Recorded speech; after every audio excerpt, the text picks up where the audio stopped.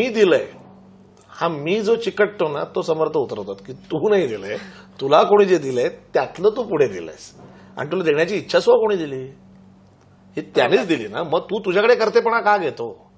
म्हणून समर्थ छान सांगतात की करता मी म्हणविसी तेने दुःख पाविसे, पण करता राम म्हणविसी तेने यश कीर्ती प्रताप पाविसे. आपल्या धार्मिक ग्रंथामध्ये अत्यंत प्रॅक्टिकल व्यावहारिक जीवनाच्या टिप्स आहेत, ज्यात चांगल्या मॅनेजमेंटच्या टिप्स आहेत. बिझनेस करायचा असेल तर बिझनेसची ग्रोथ कशी व्हायला पाहिजे, जे कॉर्पोरेट ट्रेनर्स शिकवतात ते सगळं मराठीमध्ये, साध्या मराठीमध्ये सुंदर पद्धतीने आपल्या संतांनी लिहून ठेवलंय, आणि दॅट टू 400 वर्षापूर्वी. जन्म हाच दुःखाचं मूळ आहे असं समर्थाने सांगितलंय.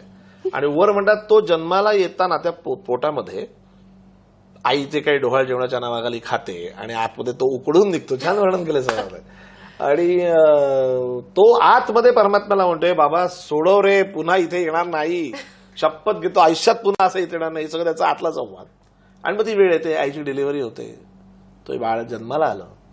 समर्थ म्हणतात त्या एका क्षणानंतर त्याला एक अलगद प्रश्न पडतो की मी कोण. आणि तो मी कोणचा जो मी चिकटतो त्याचं उत्तर त्याला मरेपर्यंत सापडत नाही. मनाचे श्लोक लहान मुलांचे मुळीच नाहीत. हा मोठा गैरसमज आहे की लहानपणी मनाचे श्लोक. त्यामुळे गडबड काय होते, जे खरोखर डेप्थवाला आहे, जे मनाशी संबंधित आहे, ज्याच्यावर आपलं अख्खं आयुष्य अवलंबून आहे, ते असं आपण पाठांतराच्या लेवलवर ठेवलं. मार्गे जाये खातं खातं तो एक मूर्ख. मग आता माझा प्रश्न असा आहे की ही ओवी मी 11 वेळा देवळात जाऊन म्हणून मला पुण्य मिळणार आहे का. असं कन्सेप्ट क्लिअर होणार आहे की गाढवा ह्याच्या पुढे असं रस्त्यावर खाऊ नको. नमस्कार, मी रुपाली बर्वे आणि आपण पाहता वेबदुनिया मराठी. आपल्या सर्वांचे खूप खूप स्वागत आहे. आणि आज आपल्याबरोबर पाहुणे म्हणून दासबोधचे अभ्यासक आणि प्रसिद्ध कीर्तनकार समीर लिमये आपल्यासोबत आहे. खूप खूप स्वागत आहे आपलं. दर्शकांना हे खूप आवडेल जाणून घ्यायला की आपण इंजिनियर आहात आणि इतक्या वर्ष आपण प्रोफेशनल लाईफ व्यवसाय केलेला आहे, आणि त्यातनं हा अभ्यास म्हणजे एकदम आध्यात्मिक वळण, हे कसं काय झालं, म्हणजे एक सुरुवात सांगाल की इंटरेस्ट कसा आला याच्यामध्ये. नाही, खरं सांगायला गेलं तर आता या गोष्टीला 14 वर्ष झाली. 14 वर्षापूर्वी मी सज्जनगडावरती पहिल्यांदा गेलो आणि त्या दिवशी मी दासबोध हा समर्थाने लिहिलेला ग्रंथ आहे तो विकत घेतला आणि आजच्या घडीपर्यंत त्याचा अभ्यास करतोय. साधारण 12 वर्ष झाली. त्या 12 वर्षात त्या ग्रंथाचा अभ्यास करता करता मी तो अभ्यास कायमच चालू राहतो, कधी संपणार नाही, नेव्हर एंडिंग स्टोरी आहे.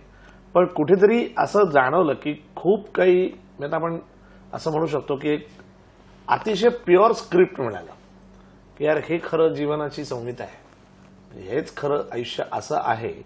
सो हे आपण इम्प्लिमेंट केलं तर बरंच काही चांगलं आपल्या आयुष्यात घडू शकतं. पण आपल्या समर्थांच्या भाषेत सांगायचं म्हणजे की जो त्रिविधात आपे पोळाला तोची परमार्थी. म्हणजे आपण जनरली टेंडन्सी पाहिली की काहीतरी वाईट घटना घडल्याशिवाय देवाची आठवण होत नाही, काहीतरी मागण्यासाठी आपण देवळात जातो. सो ती वेळ प्रत्येकाच्या बाबतीत वेगवेगळ्या स्वरूपात येते. कोणाच्या आर्थिक, कोणाच्या काही हेल्थचा असतो, कोणाचा अजून काही वेगळा असतो. पण अशी व्यक्ती सापडणार नाही की ज्याला दुःख नाही किंवा काही व्यथा नाही किंवा कुठली कथा नाही. माझ्या बाबतीत म्हणाल तर माझी खूप वेगवेगळी फील्ड्स झाली. म्हणजे इंजिनिअरिंग झाल्यानंतर मी मार्केटिंग केलं, पण मी प्रॉडक्ट्सच केलं, मी कधी नोकरी नाही केली. त्याच्यानंतर मी मराठी नाटक, सिरियल या माध्यमामधून खूप वावरलो. म्हणजे अनेक मालिका मी लिहिल्या आहेत सुरुवातीला, आता मी बघतही नाही, पण तेव्हा मी लिहायचो. म्हणजे चांगल्या बरोबर मी कामं केली. रीमा लागू आणि मी नाटक करायचो. शरद पोंक्षे माझा चांगला मित्र आहे. असा हा सगळा प्रवास सगळा त्या ग्लॅमरस दुनियेतच होता, हे असं नाहीये. ते करता करता माझं ब्रँडिंग हा विषय सुरू झाला ॲडव्हर्टायझिंगमध्ये. मग अनेक ब्रँडसाठी आम्ही प्रमोशनल ॲक्टिव्हिटीज केल्या. मग त्याच्यात इव्हेंट्स आले किंवा डॉक्युमेंटरीज आल्या. हे सगळं करताना त्याचा स्क्रिप्ट हा गाभा आहे.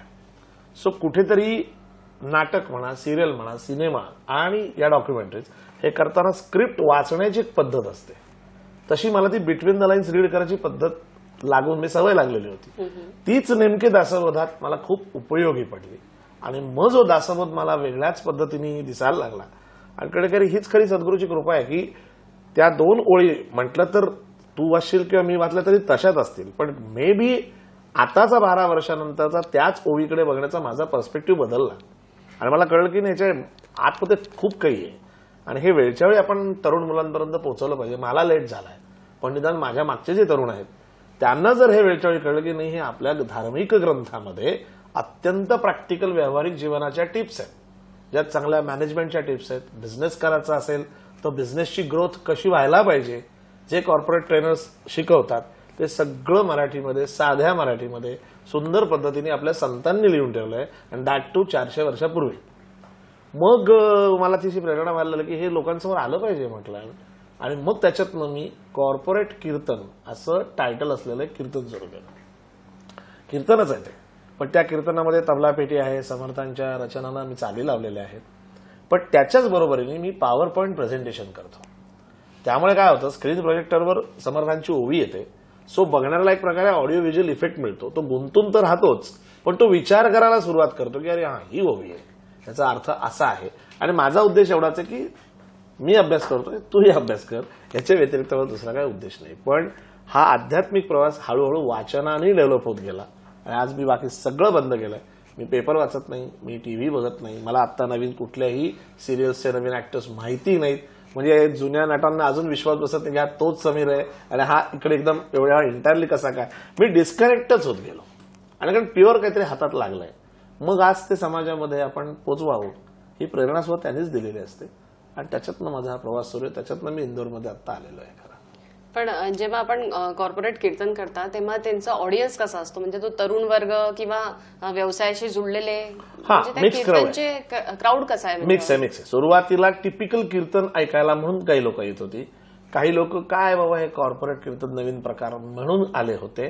पण आता जवळजवळ 250 कीर्तनं झाली माझी, आणि आता लोकांना कळायला लागलं की नाही हे यंग जनरेशनसाठी आहे. म्हणजे ज्येष्ठ नागरिकांनी पण यावं, ते येतातच, पण आज जे ऍक्च्युली बिझनेस करतात किंवा जे मल्टीनॅशनलमध्ये काम करतात, ज्यांचा खरोखर कॉर्पोरेट स्ट्रक्चरमध्ये संबंध येतो, त्यांना त्यातला रेलेव्हन्स समजायला लागला, आणि त्या कीर्तनाला यायला लागला.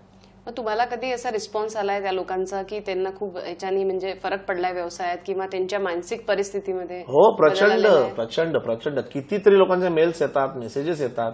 काही काही कंपन्यांनी माझं चक्क निरूपण ठेवलंय. म्हणजे मी आमची रामदासी छाटीच नेसून जातो तिथे सुद्धा, आणि तिथे सुद्धा पॉवर पॉईंट प्रेझेंटेशन असतं.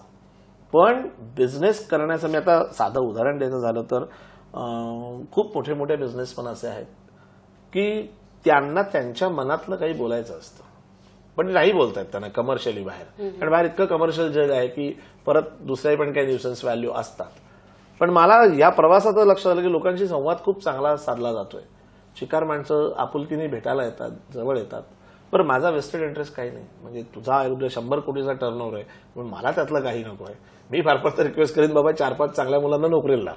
मी मला मध्ये असं झालं की असे जवळ 100-150 कोटी अँड ऑनवर्ड्स ज्यांचा बिझनेस आहे अशा बिझनेस लोकांची एक मीट होती, आणि त्याच्यात मला बोलवलं होतं बोलण्यासाठी. तिथे मी गेलो होतो वक्ता म्हणून. तर आता तो लीगच डिफाईन झाला होता 100 करोड्स अँड अबाव. सो तो काही पापड मिरगुंड या पद्धतीचे उद्योजक त्याच्यात नव्हते. मग अशा वेळेला तोच दासबोध, तीच ओवी वेगळ्या जनरनी आपण कशी प्रेझेंट करू शकतो ते विचार करायला लागतो. आणि त्यावेळेला लक्षात आलं की मी त्यांना रिक्वेस्ट केली की समजा तुमच्याकडे सेम क्वालिफिकेशनची 2 मुलं आली, तुमच्या HR पॉलिसीप्रमाणे दोघांचा इंटरव्ह्यू तुम्ही घेतला, दोघंही सेम क्वालिफिकेशनचे आहेत, दोन्ही कॅन्डिडेट्स ओके आहेत, पण जर त्यातल्या एका कॅन्डिडेटनी दासबोध वाचलेला असेल तर त्याला घ्या. कारण त्याच्याकडे एक सात्विकता आलेली असते, एक विवेकी विचार करण्याची शक्ती आलेली असते, आणि ज्याचा फायदा तुमच्या बिझनेसला होईल. आणि ते इतकं अपील झालं. त्याच्यानंतर कसा मनुष्य स्वभाव असतो, त्यांना असं वाटतं अरे आता उद्या दासबोध घेतला की लगेच परवासा म्हणतो. असं नसतं ना. आपण जी काही ग्रॅज्युएशन केलं ज्या विषयात, त्या सुद्धा आपल्याला 10-15 वर्ष घालवायला लागलीच की. बरोबर. पण मनुष्य स्वभाव. मग मला लगेच लोकांनी भेटलं की आमच्याकडे आम्ही दासबोध समजा ऑफिसमध्ये, म्हटलं मी तुमच्या ऑफिसमध्ये येऊन शिकवेन, तुमच्या स्टाफपैकी तुम्ही सिलेक्ट करून द्या की बाबा हे 5 आमचे चांगल्या लीगचे आहेत, जे खालच्या लोकांना नंतर ती देऊ शकतात. त्या 5 जणांना ट्रेनिंग द्यायला मिळेल तयार आहे. आणि हे काही कॉर्पोरेट ट्रेनिंग सारखं 5 स्टार हॉटेल नाही, तुमच्याच ऑफिसमधल्या एखाद्या केबिनमध्ये सुद्धा मी बोलता करू शकतो. आणि याच्यासाठी माझी काही पैशाची अशी काही नसते. लोक देतात समजून, ते मला माहिती आहे. म्हणजे समर्थाने सांगितलं त्याप्रमाणे ती मिळणारे पैसे फोकस करून मी हे काम करतच नाहीये. मला जेन्युअनली असं वाटतं की आजच्या ह्याच्यामध्ये सगळं अवेलेबल आहे, पण जो मूळ गाभा आहे, जो कंटेंट ज्याला आपण म्हणतो, तो कंटेंटच लोकांकडे नाहीये. हे अनेक ठिकाणी बघायला मिळतं. आणि आपल्याकडे कंटेंट आहे तर मग आपण हा लोकांपर्यंत का नाही पोहोचवायचं. म्हणून मग वेगळ्या वेगळ्या तंत्रज्ञानाचा उपयोग करून मी तो लोकांपर्यंत पोहोचवायचा प्रयत्न. पण हे जरा कॉन्ट्रडिक्ट नाही होत की एकीकडे आपण म्हणतो की दासबोध आणि खेळ म्हणजे एक अध्यात्म झालं आणि दुसरं पण तीच गोष्ट मॅनेजमेंट त्यातनं घेऊन व्यवसाय वाढवण्यासाठी करतो. बरोबर.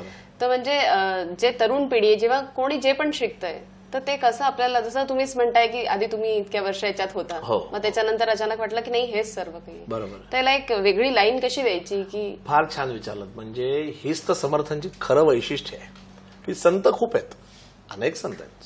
समर्थांच्या मागे संत शब्द नाहीये, समर्थ हा शब्द आहे.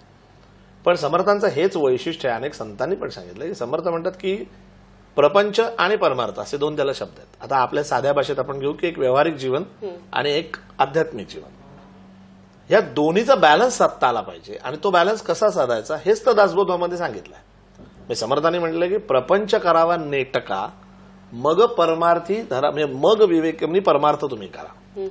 म्हणजे होतं कसं की प्रपंच नेटका करायचा आहे आणि मग मी विवेकानं परमार्थ करायचा आहे. सो दोन्हीचा बॅलन्स खूप सुंदर शिकवला. तोच तर मुद्दा आहे जो लोकांपर्यंत पोहोचवला पाहिजे. की इतकी लोक एकाच साईडचा विचार करतात की फक्त प्रपंचच करायचा आहे आणि परमार्थ करायचाच नाही, असं कसं चालेल. आता साधं म्हणजे आपण कॉर्पोरेटच्या भाषेत जो बोललो, अनेक कंपन्या CSR ऍक्टिव्हिटी करतात. आता ही CSR ऍक्टिव्हिटी काय आहे? Corporate social responsibility. खरंच ती सोशल रिस्पॉन्सिबिलिटी आहे का? प्रत्येक ठिकाणी होते का? काही ठिकाणी होतही असेल, काही ठिकाणी होत नसेल. मी त्याबद्दल बोलत नाहीये, मला त्या कन्सेप्ट बद्दल बोलायचं की कॉर्पोरेट सोशल रिस्पॉन्सिबिलिटी म्हणजे आपण ज्या समाजाकडनं बिझनेस मिळवतोय त्या समाजाचं आपण किती देणं लागतो. सो त्या अनुषंगानं कंपनी त्यांच्या मिळालेल्या एका इन्कम मधला काही पार्ट हा समाजासाठी देतात. मग संत काय वेगळं सांगतात? बरोबर आहे की नाही? पण CSR ऍक्टिव्हिटी करता करता माझा इन्कम टॅक्सला माझा बेनिफिट कसा होईल हा फोकस ठेवून गेलो ना, इथे आपण चुकतो. संत असं नाही करत. संत उधळून देतात की द्यायचं तर दिल खोलके दे ना, कशाला ते ATG सर्टिफिकेट पाहिजे. तुला जर द्यायचंय ना, दान करायचंय ना, मग ते छान करावं. त्याच्यासाठी मला इन्कम टॅक्स मध्ये रिबेट किती मिळेल, ते ATG सर्टिफिकेट, हे फोकस ठेवून करणं गुन्हा असं माझं म्हणणं नाहीये. आनंद कमी होतो. आपण एखाद्याला आपण म्हणतो की मी दिलं, या हाताचं दान त्या हाताला कळता कामा नये, हे अपेक्षित आहे. जमतं का? हे नाही जमत, कारण हा मधला प्रवास खूप आहे वाटतं. आणि तो प्रवास समर्थ शिकवतात. कारण त्याच्यामध्ये एक मोठा मुद्दा येतो, सॉरी, म्हणजे की मी दिलंय, हा मी जो चिकटतो ना तो समर्थ उतरवतात की तू नाही दिलंय, तुला कोणी जे दिलंय त्यातलं तू पुढे दिलंयस आणि तुला देण्याची इच्छा सुद्धा कोणी दिली, हे त्यानेच दिली ना, मग तू तुझ्याकडे करतेपणा का घेतो. म्हणून समर्थ छान सांगतात की करता मी म्हणविसी तेने दुःख पाविसे, पण करता राम म्हणविसी तेने यश कीर्ती प्रताप पाविसे. म्हणून हा अध्यात्माचा आणि प्रपंचाचा संबंध असला पाहिजे, असा त्यातला खरा भाग आहे. पण तरुणांना हेच जर म्हणजे आपण तरुणांकडनं हा प्रश्न विचारला की जसं आजच्या तारखेत आपण बघितलं होतं की 18 तास लोक कामं करतात, त्याच्यातनं मग याच्याकरता कसा वेळ काढायचा किंवा स्वतःची मानसिक ताण जो होतोय तो कसा दूर करायचा. कारण आपण बघतोच आहे की आता वीकेंड म्हणजे वीकेंड आला की लोक नुसतं फक्त फिरायला गेलं, हे केलं किंवा इतर गोष्टींमध्ये लागून, इतरही खूप गोष्टी आहेत त्याच्यात त्यांना ते म्हणजे पीस शोधतात. बरोबर. पण त्यांना कसं कळेल की कुठे केवढा वेळ द्यायचा. नाही, ऍक्च्युली हाच ऍक्च्युली खूप लोकांचा प्रॉब्लेम. मला खूप लोकांनी हा प्रश्न याच्या आधी विचारला आणि स्पेशली मला आनंद काय वाटतो, तरुण मुलं भेटायला येतात की आम्हाला पीस ऑफ माइंड पाहिजे. ठीक आहे, आज तुम्हाला प्रत्येक ठिकाणी कॉम्पिटिटिव्ह युग आहे, तुम्हाला वर्कलोड आहे, त्यांनी म्हणू देत की तुम्हाला 45 तास आठवड्याचे भरून काढायचे आहेत, मग सॅटर्डे संडे तुम्ही काही करू शकता. सो काही करू शकताच्या नावाखाली ते उगाच काही गोष्टीचा आक्रस्ताळेपणाही होतो. पण खरं सांगायला गेलं तर तुमच्या रुटीन लाईफमधनं तुम्ही थोडं तरी डिस्कनेक्ट होणं अभिप्रेत आहे. म्हणजे समजा आता उदाहरणार्थ तुम्ही लोक सारखं शूटिंग करताय, एवढ्या पॉवरफुल लाईट्समध्ये आहात, हे तुमचं प्रोफेशनचा भाग आहे. आता शनिवार रविवार तुम्हाला काय वाटतं किंवा प्लीज बाबा आता तू जरा काही दिवस तो कॅमेरा नको, तेच ऍक्शन सगळं हे व्हायला नको, मग काय करायचं, हा जो प्रश्न पडतो इथे. खरं म्हणजे संत वाङ्मय वाचणं, त्याच्यातनं चांगला विचार मिळतो आणि तो विचार तुम्हाला करायला खूप छान आहे. म्हणजे समर्थ असं म्हणतात की काही सांडावे लागत नाही, काही मांडावे लागत नाही, एक विचार करून पहा म्हणजे कळे. आणि नेमकं आपण विचार सोडून सगळं करतो. विचाराने आपल्याला खरं म्हणजे शांती मिळू शकते. पण विचार करायला कंटेंट पाहिजे. मगाशी म्हटलं तसं कंटेंट नाही, कारण वाचन नाही. आणि देवळात जायचं कन्सेप्ट क्लिअर की रडायला जायचंय, घंटा दर्शन घेतो परत यायचं, आणि देवा मला हे दे, देवा मला ते दे, माझं असं सेटिंग कर, तसं सेटिंग कर. ना त्या मूर्तीचं दर्शन घेतलं, ना त्या देवळाचं काही छान बाबा आर्किटेक्चरल स्ट्रक्चर पाहिलं, ना त्याचा ॲस्थेटिक सेन्स पाहिला, ना त्यातलं शास्त्र समजावून घेतलं. काहीही आपण खरं म्हणजे करत नाही. आणि हे सगळं छान आपल्याकडे लिहिलेलं आहे बरं का. आणि त्याच्यातून आपल्याला खूप काही छान मिळू शकतं खरं म्हणजे. त्यामुळे मनःशांती खूप गरजेची आहे, प्रत्येकाला गरजेची आहे. आणि त्याच्यासाठीच समर्थांनी मनाचे श्लोक लिहिलेत. 205 मनाचे श्लोक लिहिलेत. अप्रतिम आहेत, अप्रतिम. हो, मनाचे श्लोक म्हणजे घरोघरी आपण लहान मुलांना आपले ते शिकवूनच देतो हो असं. हो हो. पण त्याचा अर्थ जे आहे आजही पुष्कळ लोकांना कळत नाही. आपण पुस्तक सुद्धा प्रकाशित होणार आहे आजच होणार आहे. त्यावर. हो हां. हो बरोबर आहे. तर त्या पुस्तकाबद्दल आपण सांगाल की काय त्याच्यामध्ये आपण सोप्या शब्दामध्ये लिहिलंय? हो, अतिशय. मी अगदी साधं सिंपल सांगतो की आता या कॅमेऱ्यासमोर बोलून मला फार बरं वाटते की मला या निमित्ताने अनेकांना पोचवावंसं वाटतं की मनाचे श्लोक लहान मुलांचे मुळीच नाहीत. हा मोठा गैरसमज आहे की लहानपणी मनाचे श्लोक. त्यामुळे गडबड काय होते, जे खरोखर डेप्थवाला आहे, जे मनाशी संबंधित आहे, ज्याच्यावर आपलं अख्खं आयुष्य अवलंबून आहे, ते असं आपण पाठांतराच्या लेवलवर ठेवलं.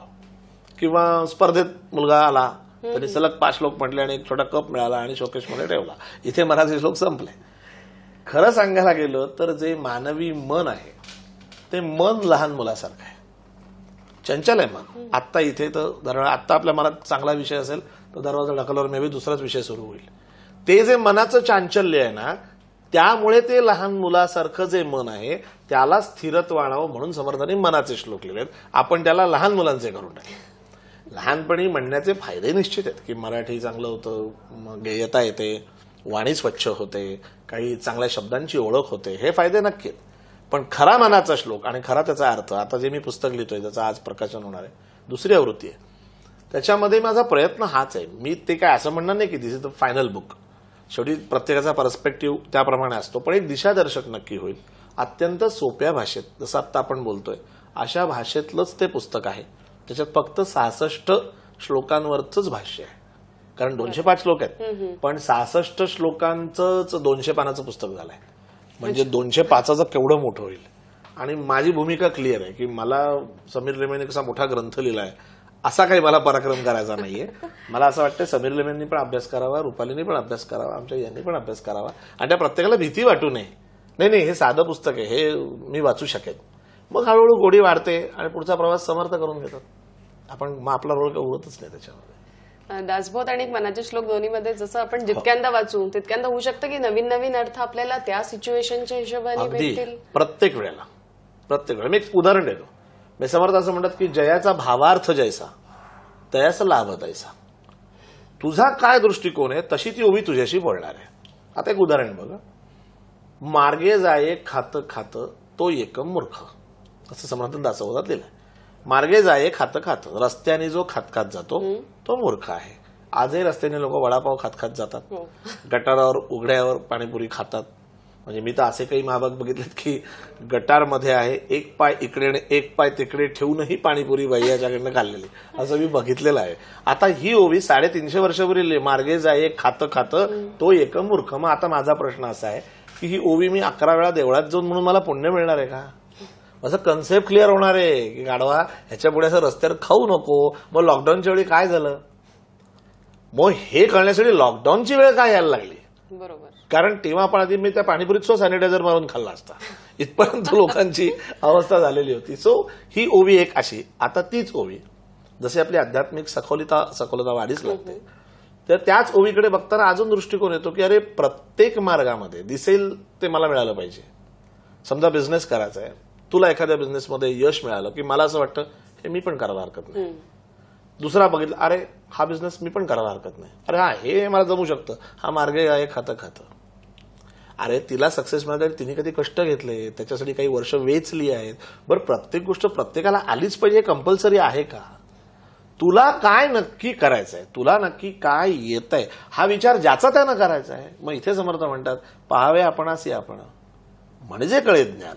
आणि आपण काय बघतो, दुसऱ्याला बघतो, त्यांनी ज्ञान कसं प्राप्त केलं, त्यांनी फक्त जळफळाट, मत्सर, टीका आणि मग कोल्हा द्राक्ष आंबट की मला मिळालं नाही, ह्याच्यात काही विशेष काही नाही, हे नाही केलं काय. खरं म्हणजे ह्याला ते मिळालेलं नाही, ही खरी जळजळ असते. आणि ही सत्यता जेव्हा कळते तेव्हा तीच मार्गे जाय खातं खातं तो एक मूर्ख. ही ओवी बदलली की नाही. सो जयाचा भावार्थ जैसा त्याचा लाभ आहे तसा. बरोबर आहे. म्हणजे आपण म्हणायचं की हे कॉर्पोरेट कीर्तन किंवा तुम्ही जे करता ते विशेषतः तरुण पिढीला आपण हे करू शकतो. माझा तरी उद्देश पण मला असं वाटतं की कुठे भाषा बरियर आहे आता. कारण असं होतं ना की मराठी आता कोणी वाचत नाही किंवा बोलत नाही, वाचन नाही कोणाचं, तर त्यापर्यंत कसं जात आहे? म्हणजे जर मराठी आलंय कोणी आणि तेवढी क्लिष्ट असली किंवा कळत नाही, तर आता साधी गोष्ट आहे, कसं आपण त्यांना त्याच्याशी रिलेट सांगतो ना. मी आता एवढ्या वेळ मी बोललो त्यात असं काही दिसलं का की कुठे काही क्लिष्ट शब्दात मी बोललो की महाराष्ट्रीयन नसून सुद्धा त्याला हसायला आलं. मी त्याला पण तो मुद्दा कळला ना की नाही बाबा हा ऐसा कुछ तो ऑब्झर्वेशन मैंने भी किया आहे, असं झालं ना. सो आपलं जे पीपीटी आहे त्याच्यामध्ये सुद्धा शब्द इंग्लिश आहेत काही ठिकाणी. त्या ओवीच्या बरोबर काही कार्टून्स आमच्या धनश्रीनं त्याच्यामध्ये टाकलेले आहेत की त्या कार्टून किंवा एखाद्या चित्राच्या माध्यमातून सुद्धा माणूस त्याच्याशी कनेक्ट होतो. आणि मी आता बोललो कनेक्ट होतो, हे मी कीर्तनातही असंच बोलतो, त्याच्याशी मी संलग्न होतो असं मी नाही म्हणत. कारण आजची जर मराठी भाषा ती आहे तर तीच भाषा, कारण माझा उद्देश माझी भाषा किती छान आहे हे मला पोचवायचं नाहीये, समर्थांनी किती छान लिहिलंय हे मला पोचवायचं आहे, नंबर 1. दुसरा मुद्दा, इतका प्रॅक्टिकल अप्रोच समर्थांनी स्वतः ठेवलाय. कसा? तर 350 वर्षापूर्वी संस्कृत हा विषय असायचा की जो ज्ञानी माणूस आहे त्याला संस्कृत भाषा यायची. गडबड अशी वाली समर्थांच्या लक्षात किती आलं, केवढा संतांचा व्यापक दृष्टिकोन असतो. समर्थांच्या असं लक्षात आलं की अरे एवढं तुफान ज्ञान अवेलेबल आहे, पण एका भाषेमुळे जर ते अनेकांना कळत नसेल तर मला त्यांना कळेल अशा भाषेत ते ज्ञान मांडलं पाहिजे. बरोबर. आणि ही भूमिका दासबोधामागे त्यांची आहे. त्यांनी स्पष्ट दासबोधात म्हटलंय की बाबा संस्कृत भाषा उत्तमच आहे, पण म्हणून माझी मराठी काही वाईट नाहीये, सो ती तुम्ही समजून घ्या. दुसरी गोष्ट, त्या मराठीत लोकांना ते कळतंय. आणि वर समर्थ असं म्हणतात की शब्दांना फोलपटा समान माना, अर्थाचं बीज महत्वाचं. किती छान कन्सेप्ट आहे की वरची साल कशी त्याचं करू नको, आतमध्ये अर्थाचं जे बी आहे ना ते महत्वाचं आहे. सो तू कुठल्या भाषेत बोलला, कसं बोललास, हा एक साधारणतः सालंकृत भाषा अपेक्षित आहे, आपलं कल्चर त्यातनं दिसत असतं, पण अट्टास असू नये. माझा अट्टास हा पाहिजे की तुला कळलेलं असलं पाहिजे समर्थ काय म्हणतात ते, ह्याला कळलं पाहिजे समर्थ काय, मी काय म्हणतो ते त्यांना कळायची गरज नाहीये, समर्थ काय म्हणतात कळलं पाहिजे. मग ते कळण्यासाठी तुला जी भाषा येते तेवढं माझ्याकडे फ्लेक्झिबिलिटी असली पाहिजे.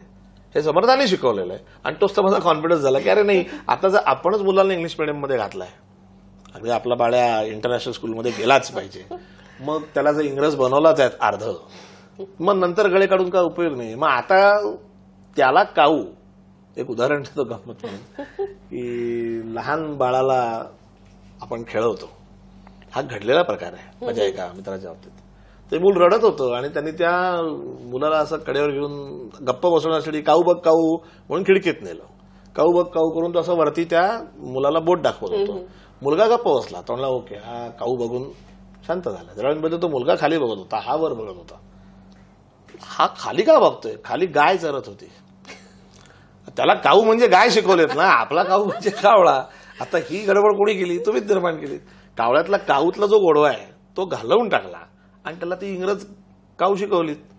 आता बघा त्याची फळं. मग मी त्यातनं काय शिकलो की नाही, ह्याला कुठली काऊ कळते त्या काऊचं उदाहरण द्यायचं, बाबा माझा कंटेंट पोहोचू दे, समर्थांचा त्याला काय एकदा कळू दे. त्यामुळे भाषेचं टेन्शन अजिबात नसतं. तरी मी पुन्हा याच्यावर येईन की प्रपंच आणि विरक्तीवर एकदा पुन्हा येईन की म्हणजे आजच्या पिढीला आपलं काय की किती बॅलन्स ठेवावं पुन्हा, हो, की किती प्रपंचात राहायचंय आणि किती विरक्त व्हायचंय त्याच्यापासून. हो हो, नाही विरक्त हा अजून वेगळा विषय येतो. मगाचा जो आपला होता तो प्रपंच आणि परमार्थ हा विषय होता. हा वैराग्य हा अजून प्राप्त होण्याची वेगळी म्हणजे की जसं आपण म्हणतो ना की आपण मोह सोडत जायला पाहिजे. Correct correct. की किती हवं जे हौशी म्हणजे हौशीपणा असतो तो कसा सोडायचा, की त्याचं एक जे आपण लाईन म्हणतोय ना की लाईन. Correct correct. त्याच्यासाठीच दासबोध वाचायला लागतो की मुळात काही बेसिक प्रश्नच क्लिअर होतात. म्हणजे समर्थ छान सांगतात की मुळात तू जन्माला कसा आलास.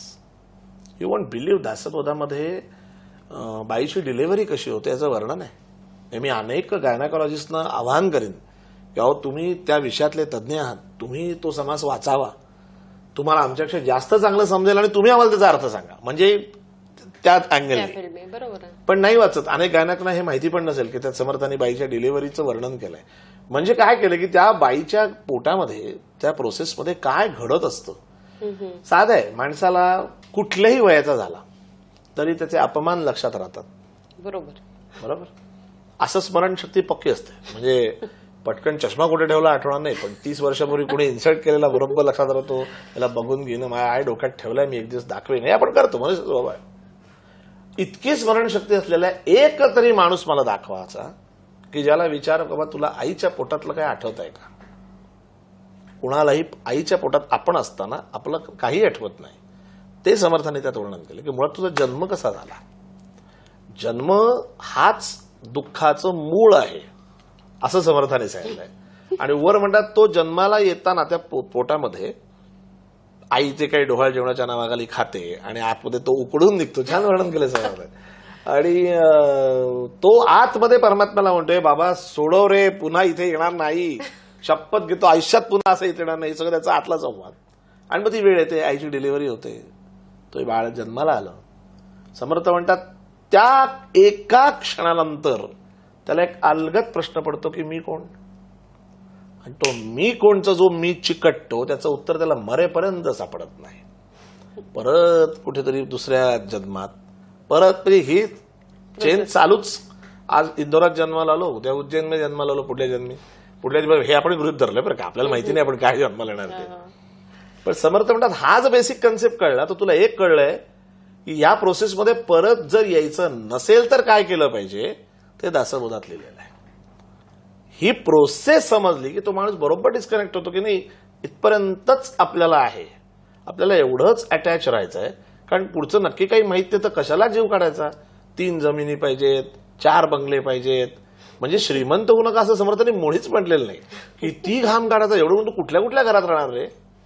ऍट अ टाइम तू 4 बंगल्यात तर राहू शकत नाही. मग 4 बंगल्याचा मेंटेनन्स, मग तिथे परत तुम्ही नोकरचाकर ठेवणार. म्हणजे असं आपण स्वतःचं आयुष्य खूप कॉम्प्लिकेटेड करून घेतलं. आणि मग त्या EMI नावाचा जो सुंदर एक आस्पेक्ट लागतो तो बसा फेडत. मग समर्थ छान ओबी म्हणतात, सगळ्यांनी अगदी जरूर ऐकावी. समर्थ म्हणतात जो प्रपंची मानी सुख, बघा, जो प्रपंची मानी सुख तो परम मूर्ख. आशा असते माणसाला एक 10 वर्षांनी माझे दिवस बदलतील. म्हणजे काय होईल, पैसा मिळेल, याच्या व्यतिरिक्त नाही मिळाला बरं, पण पुढच्या 10 वर्षात मी असं काहीतरी करीन ना की अरे सगळ्या इंदोरनी मलाच सलाम केला पाहिजे. काही होत नाही. अजून पुढची ही आशा संपत नाही. वय वाढत आहे. आता लक्षात आलं की अरे 40ची एनर्जी 50शीत राहिलेली नाही, 50ची एनर्जी 60ला नाही. आता काहीच जमलं नाही याचं फ्रस्ट्रेशन 60त येतं. मग ती म्हणून 60 शांत आहे बरं का ऍक्च्युली. हा की तेव्हा माणूस उद्विग्न होतो की काहीच मनार्ग घडलेलं नाहीये, उगाच काय ते. आणि खरंच प्रांजळपण एक दिवस खिडकीत बसावं, छान वारा येत असेल तर विचार करावा की खरंच जे जे झालं त्यातलं आपण काय काय केलं. तर उत्तर येतं की आपण काहीच केलेलं नाही. हे झालं, त्या गल्लीत मी जाणारच होतो, त्या दिवशी तो भेटणारच होतो आणि माझं हे प्रोफेशन होणारच होतं. हे कोणीतरी ठरवलंय. तो कोण, जो मला नाही कळलेला. तिथे समर्थ येतात की बाबा करता राम. मग आपण काय त्या शब्दात अडकू नये. एक कोणतरी शक्ती अशी एक आहे की जी तुम्हाला ड्राईव्ह करते, तुमचं छानच करते. तुम्ही त्याच्यात सारखा आशा धरताय, आता 10 वर्षांनी बदलेल, आता 10 वर्षांनी बदलेल. सो ही जी प्रपंचाची आशा आहे त्याच्यात तुझा परमार्थ करायचा राहून जातो. आणि मग अचानक 70ला किंवा 60 नंतर बघ कधी लोक अचानक आता मी ठरवलंय आता अध्यात्माकडे जायचं, आता हळूहळू रिटायर व्हायचं. मी खरं म्हणजे यांना घरातल्याने रिटायर केलेलं असतं बरं का, ते खोटं बोलतात. माझा 90% अनुभव आहे. मग ते ठरवत नाही आता अध्यात्म. आणि अध्यात्म म्हणजे मी काय करणार, पहिले भगवद्गीता, मग सकाळी भगवद्गीतेचा क्लास, मग तोही लोकांना सांगायला मी गीतेच्या क्लासला जातो. मग दुपारी दासबोधाच्या सखोलच्या परीक्षा देते मी, हा एक. संध्याकाळी ज्ञानेश्वरीचा क्लास. सगळे क्लासेस आटपून रात्री घरी वेब सिरीज. आता तीच मगाची उभी आली, मार्गे जाय खात खात तो एक मूर्ख. अरे एक ग्रंथ घे, तो नीट समजून घे, स्वतःचा प्रवास बघ काय झालाय, कुठपर्यंत आलो. त्या देवाचे आभार मान की तू काही कपॅसिटी नसताना तिथपर्यंत देवान तुला आणलाय. कारण जोपर्यंत ती माझी कपॅसिटी आहे असं मी म्हणतो ना, तोपर्यंत तुला यश कधीच मिळणार नाही. हेच समर्थ सांगतात. तुझं नाहीये ते, कोणीतरी आहे त्याच्यामुळे तू आहेस. मग असा जर विचार केला तर आत्ता आपण ज्या पोझिशनला याला नीट वेळ किती लोक कारणीभूत असतील. आज तू इथे वेब दुनियामध्ये येताना कितीतरी घरच्यांपासून, मित्रमैत्रिणींपासून, सोसायटीतल्या अनेक लोकांचे डायरेक्ट इनडायरेक्ट तुला सपोर्ट मिळाले, तेव्हा तुम्ही इथपर्यंत आलात. मग या सगळ्यांचं तुम्ही ऋण नाही आहात का, देणं लागत नाही का. इथे परमार्थ स्टार्ट होतो. आणि लोक इथेच बरोबर चुकतात की याला परमार्थ म्हणतात. एक प्रकारे थँक्स गिव्हिंग आहे की बाबा आजपर्यंत जे काही मी पण घडलो, त्यांना असं वाटतं की मी केलंय. हा तो गैरसमज म्हणजे आहे. एक ते पोझिशन आल्यावर सगळं मी वर अटकून Correct, correct, जातं correct, की मी महानवाली पोझिशन. बरं, अपयश येत नाही तोपर्यंत देवाची आठवण येत नाही. हो हे पण यश असेलपर्यंत माझं कर्म, माझी कॅल्क्युलेशन्स. मग अपयशाचं पण घे की मीच चुकलो, माझेच चुकले निर्णय, मला नव्हती विचार. तेव्हा नाही प्रारब्ध हो, प्रारब्ध पुढे काय असे डायलॉग येतात. हे नकलीपणा समर्थांकडे नाही, विदारक सत्य जे आहे असं आहे. पण आपण जसं आता म्हणताय की हा जो प्रवास आहे तो ठरवलेला हो. आहे, प्रारब्ध आहे किंवा जे आपण म्हणतो, पण त्याच्यामध्ये जेव्हा आपण परमार्थ जोडतो, जसं जे लिहिलेलं आहे आपण म्हणतो की ते घडणारच आहे, हो. पण आपण म्हणतो की परमार्थ केला तर त्याच्यावर काय फरक पडतो, प्रभाव म्हणजे चांगला. सगळ्यात पहिली गोष्ट असतो परमार्थ या शब्दाचा अर्थ समजून घ्या. परमार्थ या शब्दाचा अर्थ परम अर्थ अशी त्याची फोड आहे. परम म्हणजे उच्च कोटीचा, म्हणजे एकदम टॉपची त्याची लेवल. परम अर्थ म्हणजे हेतू. माझं जे काही मी काम करतो आहे ते उच्च कोटीचा हेतू आहे का, हा क्रॉस चेक करणं आणि तो हेतू साध्य करण्यासाठी या देहाचा वापर करून वेगवेगळ्या आयडियाज वापरून आपण जे कार्य उभं करतो ते त्याला परमार्थ असं म्हणतात. आपण 21 रुपये पावती फाडली, 51ची पावती फाडली, हा अतिशय क्षुल्लक परमार्थ आहे. पण असे अनेक लोक आहेत की ज्यांनी अख्खं आयुष्य वेचलंय समाजासाठी, समाजाच्या उन्नतीसाठी. सगळे संत बघा की अदरवाईज समर्थांना कधीच निर्विकल्प अवस्थेत, समाधी अवस्थेत राहता आलं असतं. त्यांना गरज काय होती एवढे मठ उभे करा आणि एवढ्या ठिकाणी फिरा.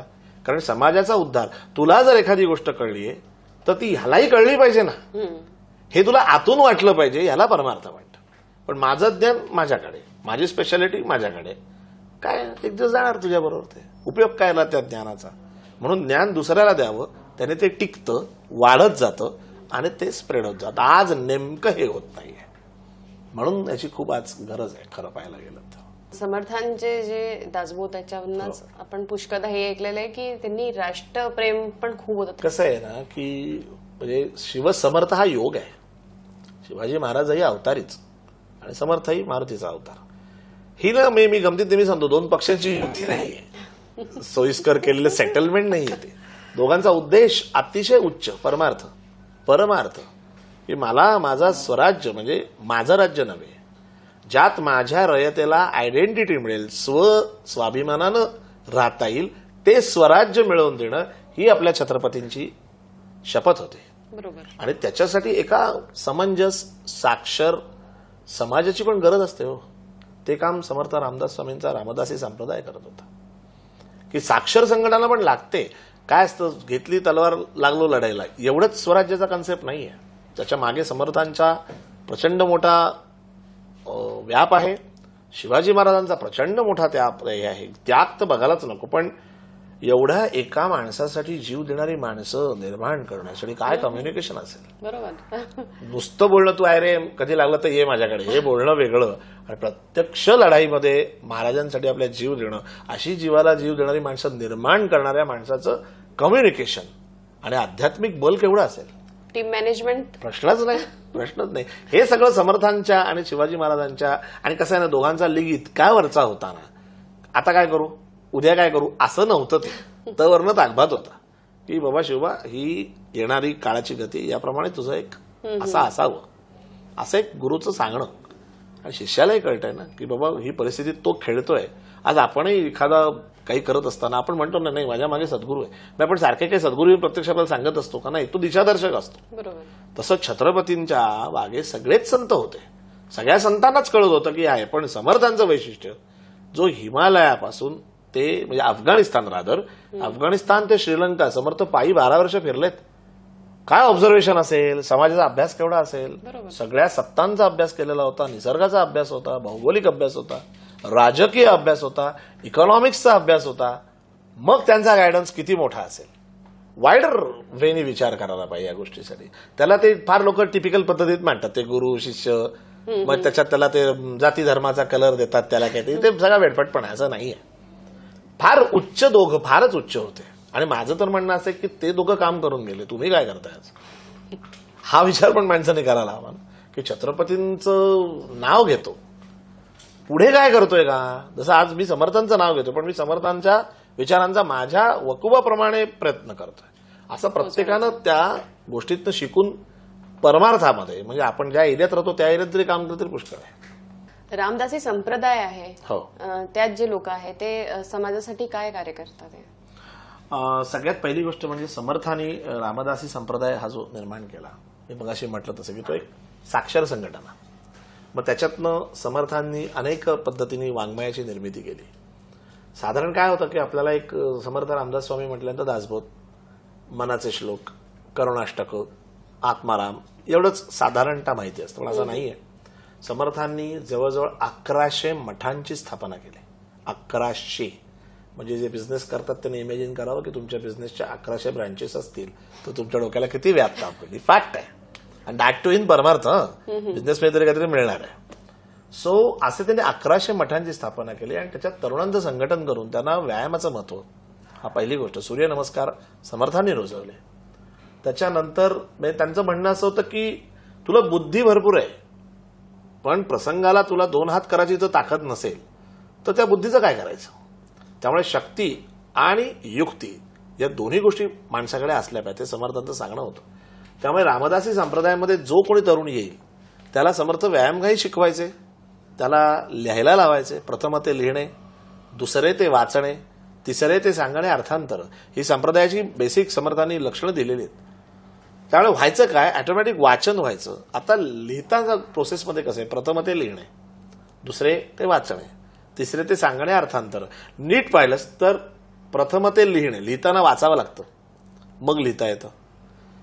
लिहिलेलं बरोबर आहे की नाही हे क्रॉस चेक करायला पुन्हा वाचावं लागतं. आणि तिसरे ते सांगणे अर्थांतर, त्याच्या अंतरात असलेला अर्थ सांगायला पुन्हा वाचावंच लागतं. सो 3 वेळा वाचन व्हायचं. अशा पद्धतीने समर्थांनी अनेकांकडनं अनेक गोष्टींची निर्मिती केली. समर्थांनी जवळजवळ नाही म्हटलं तरी 80 ते 85च्या घरात आरत्या लिहिल्या, ज्या आज घराघरात म्हटल्या जातात. गणपतीची आरती समर्थांनी लिहिली, मारुतीची आरती समर्थांनी लिहिली, शंकराची आरती समर्थांनी लिहिली. आपण नुसते म्हणतो, एकही जण विचार करत नाही की एंडला दास रामाचा वाटपाई सदाना येत आहे, तो दासराम कोण. पण का केलं तर त्याच्यातनं सगळ्यांचा उद्धार होत गेला. भक्ती मार्गात सगळ्यांना एकत्र आणलं. आणि भक्ती मार्गात नुसतं जे लोक आम्ही काय टाळ कुठत बसायचे का, त्यांनी बघावं. समर्थाने असं मुळीच म्हटलेलं नाही. समर्थाने सांगितले, शक्ती आणि युक्ती जये ठाई तेथे श्रीमंत नांदते. कुठल्या माणसाला असा माणूस नसेल हवाच असतो ना ज्याच्याकडे युक्ती पण आहे आणि शक्ती पण आहे. असं संघटन रामदासी संप्रदायामध्ये शिकवलं जातं. त्या दृष्टीनं समर्थांपासून काम चालू आहे. आता अगदी 1100 मठ नाही, कारण मध्ये खूप स्थित्यंतर झाली, पण अजूनही 300 मठ कार्यरत आहेत. आणि त्या प्रत्येक मठामध्ये दासबोध, मनाच्या श्लोकाचं वाचन होतं. त्याच्यानंतर काही ठिकाणी भिक्षेचं नियोजन आहे. भिक्षेच्या मार्फत लोकांशी ओळखी होतात, जनसंपर्क वाढतो. हे सगळं समर्थाने त्या काळात वापरलंय. राजकारणाशी संबंध ठेवला त्याचा. भिक्षेने ओळखही होती. आज मी इंदोरला भिक्षेलाच आलो, त्या निमित्ताने माझी आज ओळख झाली ना तुझ्याशी. बरोबर. असे समर्थाने सांगितलं. भिक्षा मी तुझ्याकडे तांदूळ घेऊन नुसता घरी नाही गेलो, त्या तांदूळामध्ये एक माणूस बांधला, त्या माणसाचा विचार बदलवला, त्याचा दृष्टिकोन बदलवला, त्याला परमार्थात आणला, त्याला राष्ट्रोद्धारात आणला. आणि त्याला त्याच्या जबाबदारीचं भान आलं की नाही रे, नुसतं माझं माझं करून फायदा नाहीये, माझ्याबरोबर मला काही लोकांचं सुद्धा बघणं गरजेचं आहे. सो हा संप्रदायाचा फार मोठा थॉट समर्थांनी ऍक्च्युअली दिला आणि ते आज आम्ही काम करतोय पूर्ण. आता आपण रामकथावरही काम करताय, त्याबद्दल काही सांगाल? रामकथा समर्थांचं आराध्य दैवत प्रभू श्रीराम. आणि विचार असा आला की का समर्थांनी रामाला आराध्य केलं असेल. हे सगळं आता जे आपण एवढं ऐकलं यानंतर लक्षात आलं असेल, जर असे समर्थ रामाला आराध्य दैवत मानतात म्हणजे राम काय असेल. पहिला समज लोकांना थोडासा माहीत, ज्यांना नाही त्याच्यासाठी सांगतो की समर्थांनी रामाला समर्थ म्हटलंय. हा मी समर्थांनी स्वतःला समर्थ कधीच म्हटलेलं नाही, आपण त्यांना समर्थ म्हणतो. पण समर्थ नेहमी रामाला समर्थ म्हणतात. आणि समर्थ या शब्दाचा अर्थ इतका सुंदर आहे की समर्थ म्हणजे त्याला कॅपेबल किंवा आपण क्षमता या दृष्टीने तर बघतोच, पण त्याला एक छान म्हणजे केलं की जसा समुद्र अनेक नद्यांना आपल्यामध्ये सामावून घेण्याची ताकद ठेवतो, ते सामर्थ्य ज्याच्याकडे असतो तो समर्थ असतो. असे प्रभू श्रीराम आहेत. मग अशा रामावरती लोकांनी रामायण न वाचता जे काही आक्षेप घेतलेत की त्यांनी सीतेला सोडून अन्याय केला, किंवा काही आहेत नाथद्रष्ट की ते म्हणतात ती सीता तिकडे होती तर राम इकडे शबरीवर वनवासात काय करत, असे व्हिडिओ आहेत काही राजकीय लोकांचे. दुःख होतं की अभ्यास न करता वाटेल ते बोलतात. आणि होतं काय की आपली जी पुढची पिढी आहे त्यांना जर तुम्ही योग्य वेळी काय हे सांगितलं नाही तर कालांतराने ते व्हिडिओ पाहून त्यांचं खरं वाटायला लागेल, जे मुळीच नाहीये. की रामाचं आणि सीतेचं काय नातं किती उच्च कोटीचं आहे. आजच्या सगळ्या तरुणांनी बघावं की तुम्हाला विवाह करताना तुमची जोडी कशी आहे. आपण म्हणतो ना कम्पॅटेबल आहात का एकमेकांना, हा कम्पॅटेबल तिथे बघा. राम आणि सीता एकमेकांना कम्पॅटेबल आहेत. मग ते मी या रामकथेतनं मांडतोय की जे तुमचं ऑब्जेक्शन आहे की त्यांनी सीतेला सोडलं, तुम्हाला खरंच माहितीये का नक्की काय झालं, ते या रामकथेत ते ऐकायला आहे. समर्थांनी सांगितलंय की करावा अत्यंत साक्षेप आणि फेडावे नाना आक्षेप. त्याचा मी अभ्यास करतोय. वाल्मिकी रामायण अभ्यास आहे. नंतर स्वतः समर्थांनी वयाच्या 14व्या वर्षी वाल्मिकी रामायण जसं तसं लिहून काढलं त्याचाही मी अभ्यास करतोय. योग वासिष्ठ या ग्रंथाचाही अभ्यास केला आणि मग लक्षात आलं की राम, मी खरं सांगू का, म्हणजे आपल्याकडे बाकी सगळं आहे, नाहीये तो राम आहे. आपल्याला राम गवसलाच नाहीये आणि आपण त्या रामावरती वाटेल ते बोलतो. उचलली जी बने लावली टाळ्याला. काय ती सीतामाई आहे, काय तिचा तो त्याग आहे. सीता म्हणजे सहनशक्तीचा, ती भगवती आहे. ती भगवती काय आहे आणि तिचा नवरा राम, जे आपल्याला कळतं ते रामाला कळलं नसेल का. असा विचार कुठेतरी तरुणांनी करावा आणि त्या तरुणांपर्यंत हे पोचलंच पाहिजे. मग त्यांचा रामाप्रती आदर वाढेल. ते रामायण वाचायला लागतील. सिरियल बघू नका. सिरियल छान आहे पण सिरियलमध्ये कल्पनेला वाव असतो, ग्रंथामध्ये कल्पनेला नाही. बाप दाखवण्याचं श्राद्ध कर. वाल्मिकी रामायण ह्याच बेस मी पकडलेला आहे. अनेक रामायण आहेत, सगळ्या महनीय, म्हणजे तुलसीदासांबद्दल तर काय बोलायचं, अनेकांची संत आमच्या एकनाथ महाराजांचं पण आहे. पण शेवटी तुम्हाला एक बेस घ्यावा लागतो. तो बेस तर वाल्मिकी ऋषींचाच आहे. त्यामुळे मग मी वाल्मिकी रामायणातला काही जे मूळ मुद्दे आहेत जे पुढच्या पिढीपर्यंत पोचावेत म्हणून ही रामकथा करतोय. आतापर्यंत 11 वेळा झाली. दुबईत सुद्धा खूप चांगला रिस्पॉन्स मिळाला आणि आता इंदोरमध्ये मी करतोय. त्यातही पॉवर पॉईंट प्रेझेंटेशन आहे, म्हणजे लोकांना त्या वाल्मिकी रामायणातल्या ओव्याही मी दाखवतो, त्याचा मराठी अर्थही सांगतो आणि प्रसंगाकडे बघण्याचा एक दृष्टिकोन, हे त्या रामकथेचं वैशिष्ट्य आहे. त्यात काही केस स्टडीज आहेत आणि प्रत्यक्षात सीता आणि रामात काय घडलं, काय घडाला आपल्याला माहितीच नाहीये, असं तरुणांना ते कळावं यासाठी मी रामकथा करतोय. म्हणजे सगळ्यांना खरंच विनंती आहे की मी असं आवाहन नेहमी करतो की तुम्ही एक अर्धा तास तरी मुलांना घेऊन या. त्याला सांगा कंटाळा मागेच बसा, पुढे बसू नका. कंटाळा तर मागच्या मागे निघून जा, पण 15-20 मिनिटं बघाल तर या की बाई काय नक्की हा समीर लिमे काय एवढं जीवाच्या आकांताने ते रामकथा सांगतोय, काय त्या रामाच्या मध्ये आहे. तो जटायू होता का, संपत्ती होता का, असंच तिकडनं उडून जातात, काय भलत्याच गोष्टीत अडकल्यात. मूळ राम काय आहे, तो एक मानव आहे. सीता ही त्याची छान बायको आहे. अरे तुला तुझ्या घरातलं नाही नीट उभं करता आलं 50-60 वर्षात, तू रामाबद्दल काय बोलतो. हा विचार त्याच्यातनं जाणं खूप गरजेचं आहे आणि म्हणून मी ती रामकथा करतोय. खूपच सुंदर गोष्टी आपल्याकडनं ऐकायला मिळाल्या आणि खरोखर तरुण पिढीला जे आपण कळकळीने सांगू इच्छित आहे तर ते पोचावं अशी आमची पण खूप खूप इच्छा आहे. वेबदुनिया मराठीला आपण भेट दिली आणि आमच्याशी इतका वेळ दिला, बोलला, त्याकरता खूप खूप धन्यवाद. जय जय रघुवीर समर्थ.